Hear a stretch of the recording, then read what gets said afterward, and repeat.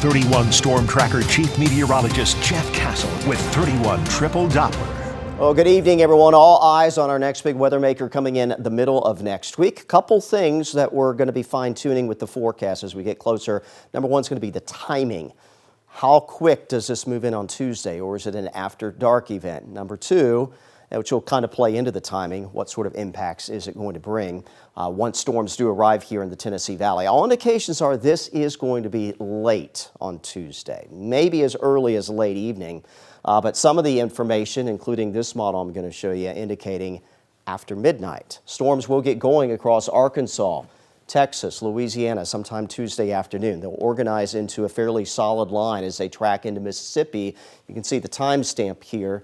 Heaviest of the storms perhaps not entering the shoals in northwest Alabama until well after midnight Tuesday night. Could be with us early in the day on Wednesday, and then everything will shift eastward heading into Wednesday afternoon. So check back with us for updates on the timing. As it stands right now, severe weather is on the table. Latest update from the Storm Prediction Center did add most of Alabama to the severe weather outlook for Tuesday and Tuesday night. They also upgraded the risk of severe weather back to our south and west. So from West Mississippi back into East Texas, looks like that will be the hot spot for severe weather with this developing storm system. But some of those storms as they arrive in North Alabama and southern Middle Tennessee may still pack a punch. So we're going to be monitoring things closely for you. As we get the new data in, we'll get a better handle as to just what these storms are going to bring with them. As it stands right now, I would expect a damaging wind threat and perhaps an isolated brief spin-up type tornado threat, kind of similar to what we had a couple weeks ago. Does not look like anything out of the ordinary for this time of year. But again, be sure to check in with us. Grace will get new information in the morning. Myself and meteorologist Amber Kulik will have information through the weekend on the latest on that severe weather potential. Otherwise, over the weekend, hey, we got no other issues. It's a temperature forecast. Numbers will come down a little bit from tomorrow into Saturday into the mid-60s. And a little bit more into Sunday when we'll be into the low 50s. But otherwise, quiet weather. If you headed to the Community Kite Festival at John Hunt Park in Huntsville on Saturday, weather will be good for that. Upper 50s, low 60s for that event. And there is going to be a breeze. Wind will be out of the northwest around 15 miles per hour. So it'll be good kite flying weather. All right, spit it out, Jeff.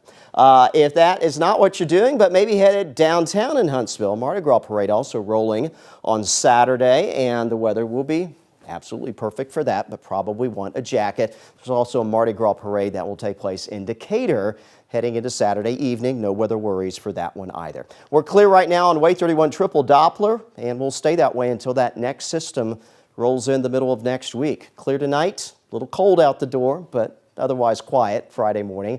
Lunchtime looks good with sunny skies, blue sky, and sun tomorrow afternoon. We pick up a few clouds on Saturday. There is going to be another cold front that will drop through the area, but like the one that arrived today, it's going to arrive on a dry note. So no precip expected out of it, but we'll kind of be in and out of sun and clouds, it looks like, for your Saturday, and it will also be responsible for that temperature change over the weekend. Lows tonight dip into the 30s everywhere. Fort Payne down to 34. That'll be one of the colder spots, but most everyone should stay above the freezing mark. From there, a slow and steady warm up. 56 at 10, mid-60s at the lunch hour.